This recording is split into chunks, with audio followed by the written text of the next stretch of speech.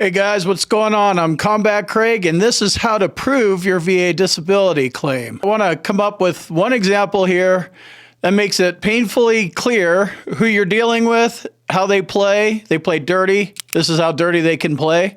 I'm not saying this could happen to you for sure, but be prepared for this so you're not surprised and blindsided by it. In order to prove your VA disability claim, you need to have a diagnosis, symptoms, and a nexus. It comes down to those three things, period. Be sure to check out my boot camp at combatcraig.com, where I break down the VA claims process and I go deeper into what a nexus is and symptoms and how to look for all this kind of stuff to prove up your claim. All right, so let's say that an IED got you in Iraq and you lost your leg. It's obvious to most logical people that you no longer have a leg, right? Like, you know you don't have a leg. People that see you know you don't have a leg. Loss of use should be a no-brainer, but we're not dealing with logical people. VA employees are not logical. They're agenda-driven, and the agenda is to deny your claim and not pay you. So you can't approach this from a position of sympathy or empathy or, anything like that with feelings. You need to remove yourself from your claim, and it's all business. 1090, right? Remember the mullet days? Business in the front, party in the back. It's like that. You need to disconnect yourself from your claim and think like a lawyer, because it comes down to a diagnosis, symptoms, and nexus, and that's all you need to prove. You don't need to talk about all the weird stuff that's happened and this is so strange, the VA's doing this to me and stuff. That's not part of your legal argument. So let's start with a diagnosis. You need a diagnosis that shows that you're missing your leg. Don't assume that a diagnosis exists because it happened in the military, they clearly saw it, you're in a wheelchair now, or whatever the situation is. Go look and make sure you have a diagnosis. You have to have the diagnosis. Leg missing, diagnostic code, whatever it is. That's a diagnosis. You need to make sure that you have symptoms of not having a leg anymore because it got blown off in Iraq. Your symptoms are that you're missing your entire leg because it got blown off and you can't walk normal. You need to make sure that you have complaints. That's where the symptoms come in, because the VA is going to rate you based on rating criteria. 38 CFR Part 4, the Schedule for Rating Disabilities.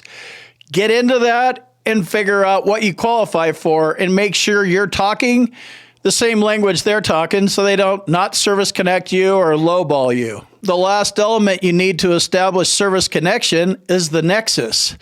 I know it's clear to you because it happened in Iraq because you're a combat veteran and it happened while you're on active duty. You need to make sure that that's in a medical record somewhere, and you can clearly see that some doctor somewhere at some point in time said, hey, on active duty, he got blown up and his leg got blown off. Go look in your medical records. Make sure you have symptoms. Make sure you have a diagnosis of something that has to do with a missing limb, and make sure your nexus exists. This is what I call your story. So you provided a diagnosis, symptoms, and a nexus, and you filed a claim. You have now officially submitted your version of events, your story. The next thing to expect is the VA is going to come back and come up with their story. Their story may match up with yours. It may not match up with yours, but they're going to get their story. They just released a VA Office of Inspector General report that they're not going to take DBQs, disability benefits questionnaires, filled out by private doctors at face value. A VA rater that's not a doctor, doesn't really know shit about medical evidence or VA law, he is going to be denying and challenging the DBQ just because your private doctor wrote it. So be aware that that's happening. Know what kind of fight you're going into before you get into it, because you're going to save yourself a good year if you understand how dirty they fight and how little they care about you. You are a number. I am a number. We are numbers.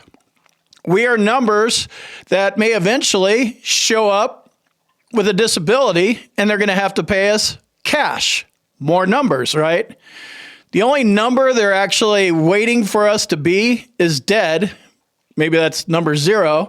And then they don't have to worry about us anymore. They don't have to take care of us. They don't have to listen to us. They don't have to deal with any of our stuff anymore.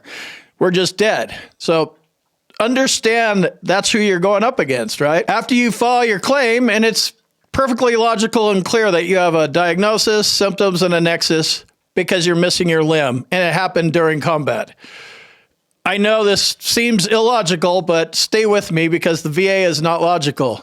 Expect the VA rater to get that on his desk and look at it and be like, yeah, I don't really believe this story. Expect a C&P exam. When you go to your C&P exam, expect that clown to look at you skeptically. He gets paid by the VA to deny claims. They approve some as well, but mainly they deny claims. So watch what you're saying in front of that guy. Legally, a VA rater can send you to a C&P exam. Is it the greatest system? No, but this is a legal process. Legally, they can do it. You're just a number. So they're going to do it. Just expect the C&P exam to come. You should also be prepared to appeal your claim and get denied. Even something so obvious for this, because you submitted a diagnosis, symptoms, and nexus, and you have all that stuff, and you could clearly see it, in addition to your missing limb. Then the VA rater sends you to the crooked C&P examiner to get their story, right? There's your story over here and their story over here.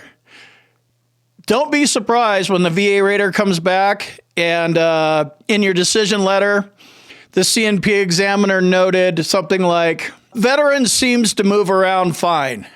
They leave out the part that you're in a wheelchair or you have a prosthetic. They leave that out. Veteran seems to be getting on just fine. That could end up in your decision letter. Be prepared to lawyer up. Be prepared to appeal. Make sure your claim is grounded in evidence and it's legal, period. So if you feel like you have to lawyer up, I check out the sponsor of this video, Hill and Ponton.